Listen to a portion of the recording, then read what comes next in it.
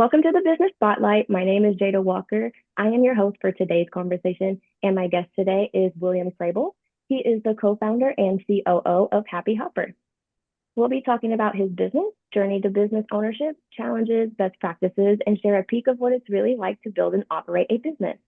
So, William, thank you. Welcome to the show. Thank you for being here. I'd love for you to give us a little bit about your background, of who you are, and tell us a little bit about your business as well. Yeah, sure. Um, I went to school in New York called Binghamton University. Met my co-founders, Dom and Matt, on the first day of class.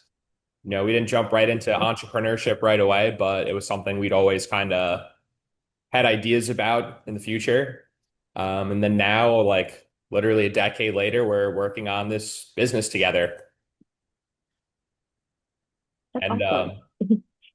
Happy Hopper is a app that shows you all the food and drink deals in your area.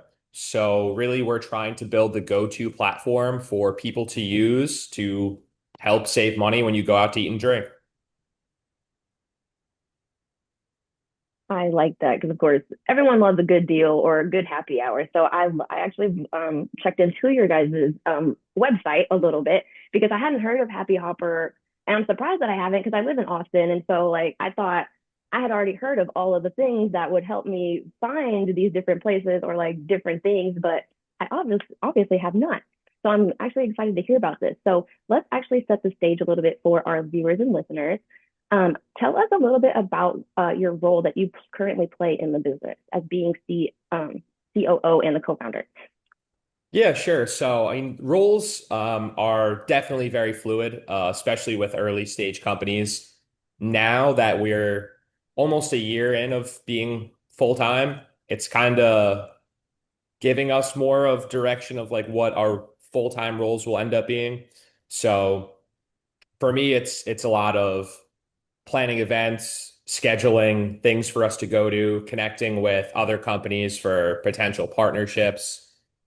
I do all the social media, so Oh, it's nice. an element of being marketing in there as well. And it's every day is a little different, right? Because the priorities are always changing when you're trying to manage 10 different roles at the same time. Right. It's so crazy how some people can just like do all of these different hats in one business because it would drive my brain nuts. Like I would be like, no, can't do it. I need to hire this person, this person, this person. Even if I didn't have the money to hire them, I'd be like, please, like come with me and like stick with me until I can pay you. I would beg somebody because I'd be like, no, this is gonna rack my brain. So when you look at your role, how many hours do you spend working in your business, like the job, and then how many on the business for strategy and planning and all of that? I kind of wrap up both of those things to be the same kind of thing, honestly. I would Okay. say probably, depending on the week, anywhere from 60 to 100 hours. Probably closer to 80 on average, if I had to guess. I don't really track it super strictly, Right. but that's That's kind of still my a best lot. guess because even when I'm going out for, like fun, right, on the weekends, like the Right. way that my business operates and the space that I'm in, I'm still meeting people out who want to download my app. I'm still meeting restaurant managers and bar owners and people who can always like give me feedback and advice and potentially people I could partner with long term on something down the line. So really, I'm always on the clock. Um, Yeah. but honestly, I wouldn't really have it any other way because it's like if I could turn my free time to be productive and do the things that I like doing, going out and hanging out and socializing, and also further my career at the same time, like that's just a win-win for me. Right. Because it's like like you said, it actually kind of makes your job fun and you want to go and do it. So yeah, that's awesome. Yeah, and it So gives me a before little bit more purpose and intention when I go out too. So it's not just yes, going out to go out. It's like, oh, I can do this, or I can pick a certain bar that I know I want to talk to, or I know the right, owner of this place and we have have a follow-up conversation we need anyway. So might as well go out there. right. And so okay, so before we get to the nitty-gritty of the business itself, let's look into your background a bit and what led you here. So why did you choose to go into business with your co-founders as opposed to just starting the business by yourself? Yeah, it's a great question. So I'd actually worked with both these guys before on two separate Oh, businesses. So we already had a very deep level of trust, and obviously we've known each other for so long. I think those things are really important when you're starting a business like this, where you can depend on the people that you're working with, or at least be able to strongly communicate with them if you do have a change in feelings or something comes up, or you need to take a trip or a week off because you're burning out or for whatever reason. And I think it's a Mhm. lot tougher to expect that high level of communication from a co-founder or someone that you met last week. And that doesn't mean it can't happen because I've definitely seen examples of people meeting on the internet Mhm. and, starting really successful companies, especially here in Right. Austin. But I think Yeah. it definitely gives us a leg up over a lot of other companies. And really, I think a lot of reasons why that those companies aren't successful and do end up failing is because of internal problems. Yeah. It really is. And I like how you guys met in college and just kicked it off, hit it off like that, and then wanted to just make these businesses together. Like that's so wild. Like I honestly don't even talk to anyone from when I went to college. Like I don't know.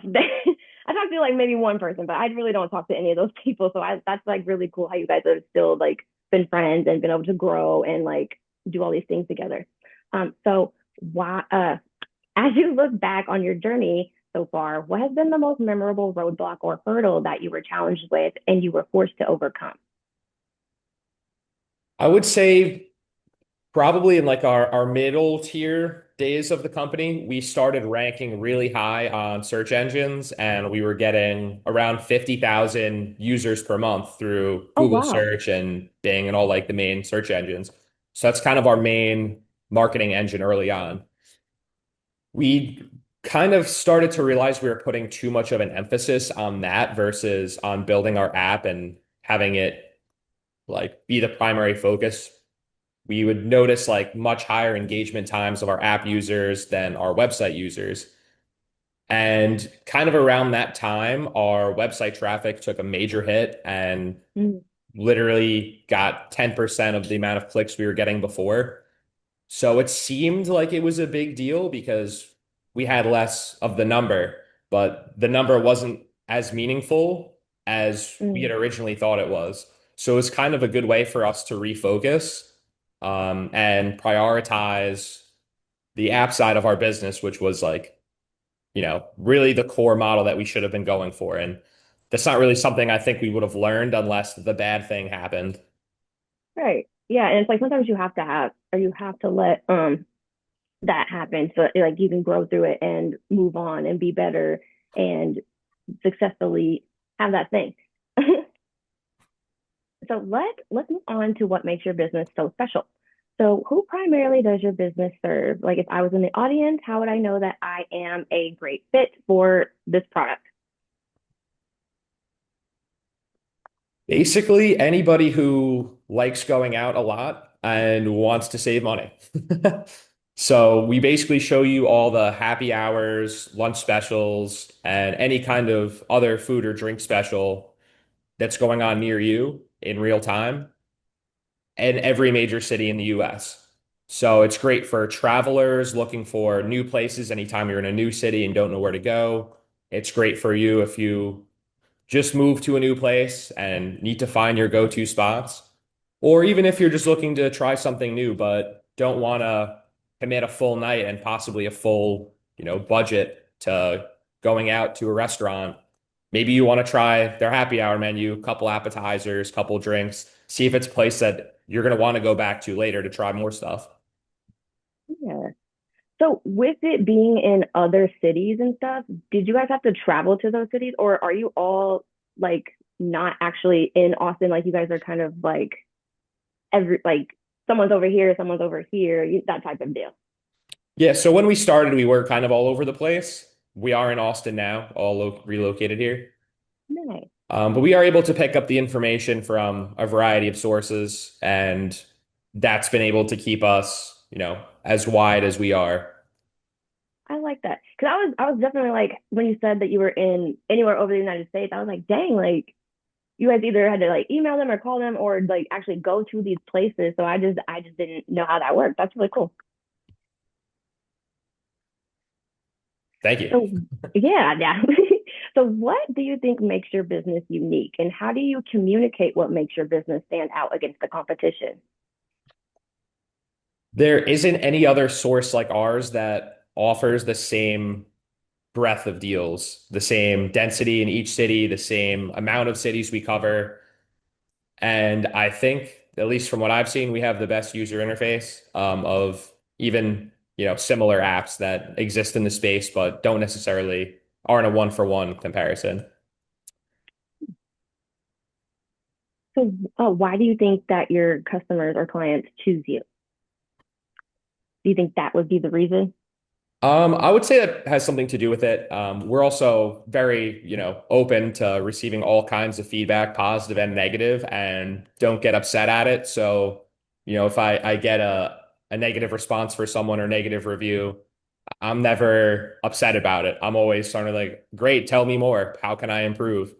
Um, so I I think being responsive to your user base, being open to hearing, their compliments and responding to them and thanking them for using the product and thanking them for being critical of it or, you know, Yeah, because it is like if you can't take some type of feedback, then it's kind of like why even try and do something, in my opinion, because I just feel like the feedback helps you improve whatever it is. Kind of like whenever you get on the download the app and it says like this like has bugs or whatever and da da da, and then like they fix it or whatever, or even like the updates with the iPhone, how it supposedly fixes everything, but then you got to redo it in a couple months or whatever the heck.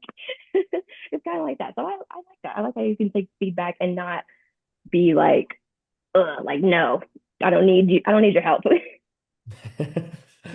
yeah, What always is got to be improving. Yeah.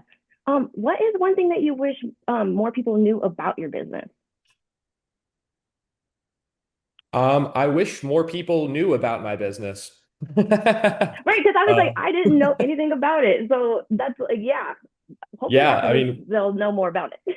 yeah, it was a long road to build the tech stack and get to, where we are on the back end, make it like usable and take it from something that looks like it's going to give you a virus to something that's clean, usable, and that you want to share.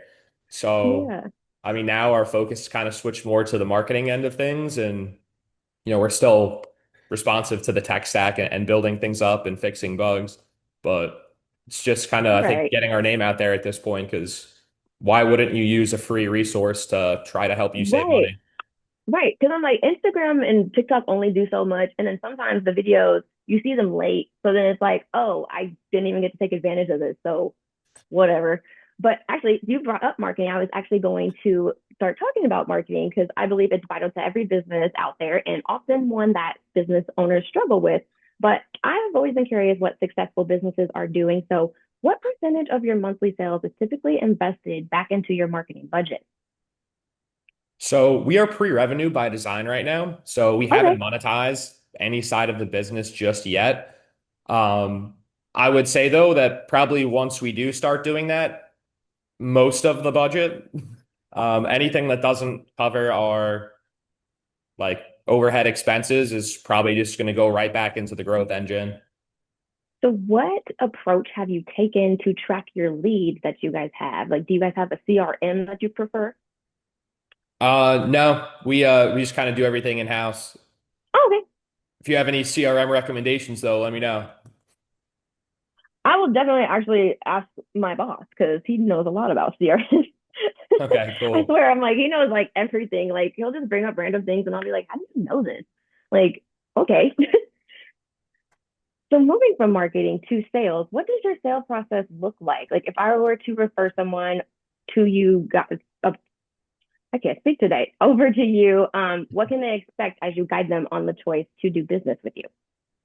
Yeah, I mean, I guess this kind of I don't have the best answer to this yet either Yeah, because you're okay. still pre-revenue. But what I would say is like I would just specifically line up the numbers and stats of how we could help their business or, be a good advertising partner or whatever it might be that we look to break into first. Just clearly lay out how we're beneficial to you. And if that's not a good fit, I'm not going to push for it. I want you to see the vision. I don't want to like have to tell you. Basically, I'd rather beg. just show you. Yeah, I like, yeah. So you have, wow, today my brain, it's definitely Monday for me. My brain is just like, girl, everywhere. So you have mentioned you have your team members, and I'm not sure if you have any employees, but do you guys have any other employees besides like all of you co-founders? No, it's just us three working on it Okay, currently. that's nice. It's like you don't have to like go to too many people and tell them to do all these things. So I actually kind of like that. Yeah, it has its pros, but definitely has its Right, drawbacks. And it'd be nice right, to of course. lay out some more responsibilities and not have to take on as much all at the same time. And that's a part of growth. So I'm sure that'll happen soon. Yeah.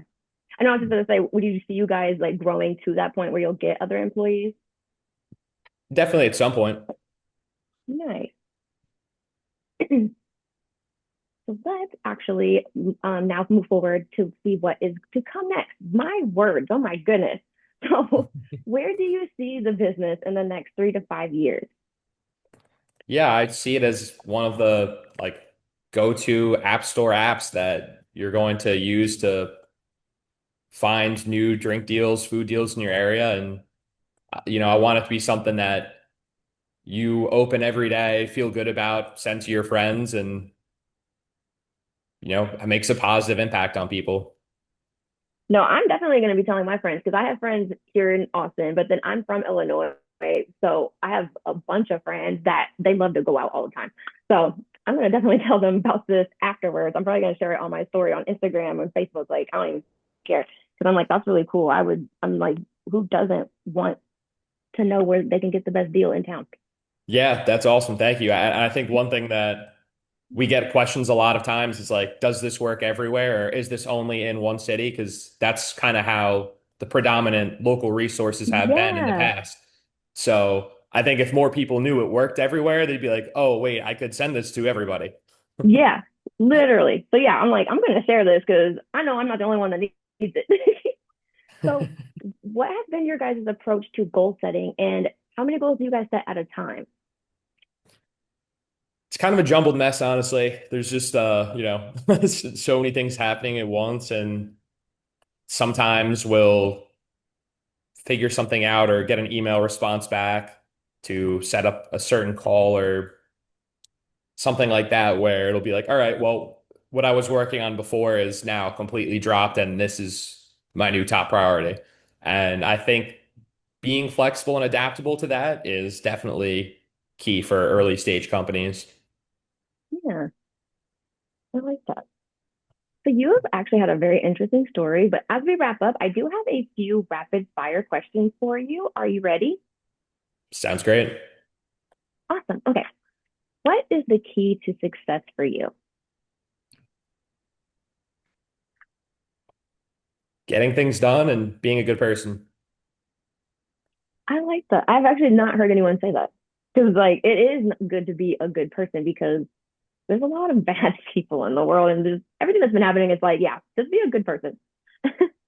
What is one piece of advice that you have for other business owners? Be adaptable, flexible, and confident in what you do. Yeah. Do you currently have a book or podcast that you're reading or listening to? I don't. I don't actually. No, it's okay. You're not the only person that said that. And this is kind of a fun question. If you had a bit of magic dust and you could choose one spot in your business to sprinkle it, where would that be? What's the question again? So, if you had some like magic fairy dust and you could sprinkle it on one part of your business, where would that be? Um, User growth and marketing. Hit the viral engine would be great.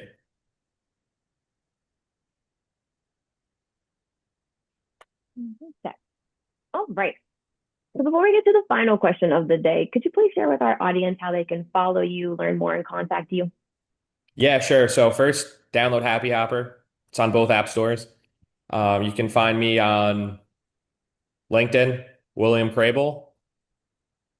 Yeah, that's probably the best way to get in touch with me. And yeah, let me know what you think about the app, good or bad. Awesome. Well, okay, we've come to that final question of the day, and it is, what is most inspiring to you today?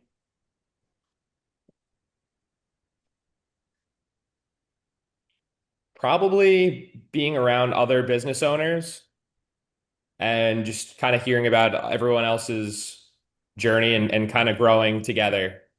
Yeah, Like it's been because a then lot you more also, fun the more people I meet versus, where we started when we were just kind of on our own and, spread around the country. It's definitely good to be in person with my co-founders and yeah, meeting lots of other people. I like that answer. Yeah, because then it also, you see how other people may have struggled or whatever, and then they are where they're at today, like being successful. I like that. That's a really good answer. Well, this has been a great conversation. I really enjoyed hearing your story. So thank you for sharing, William. I encourage all of you that are watching to save this episode and come back and watch it again because William really did have some great insights for business. Please don't forget to like and subscribe to our channel so that you can get notifications every time a new conversation drops like this one. Thank you to everyone who joined us today, and a special thank you to you, William, again for being here with us. We really appreciate it. Thank you, Jade. It was great talking with you.